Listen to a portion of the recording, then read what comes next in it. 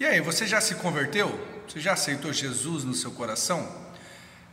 Espero que você faça isso, mas eu estou aqui para dizer que o conceito de conversão é um conceito que foi sendo mudado na história. Em todo tempo a pessoa deveria dar uma resposta positiva ao chamado do Evangelho, seja como for, tá?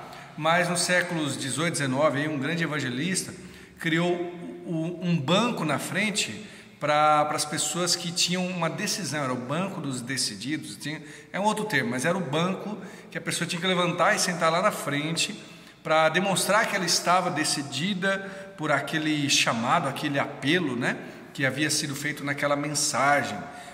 E com isso vai se transformando até chegar à ideia de que quem aceitou a Jesus, levanta uma mão para aceitar Jesus, ou mesmo repita a oração aqui comigo. A verdade é que nas Escrituras, a conversão ela pode ser um ato, na verdade sempre é o ato de regeneração, né?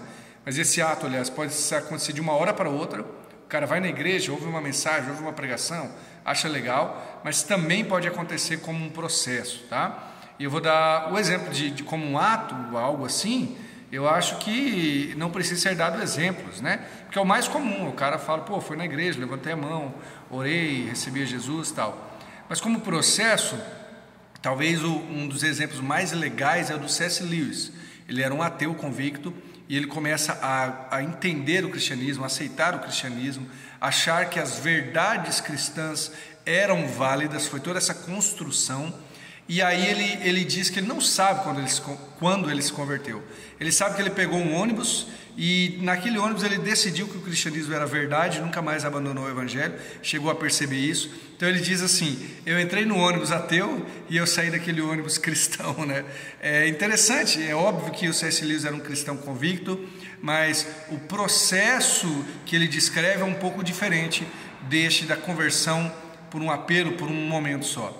Isso talvez alivie o seu coração também, para que você não fique se cobrando. Muitos cristãos que eu conheço não lembram exatamente do momento em que levantaram uma das mãos, aceitaram Jesus e tal. É muito bacana que isso tenha acontecido, espero que tenha acontecido com você, mas na verdade pode ter sido uma conversão, sim, por resultado de um processo.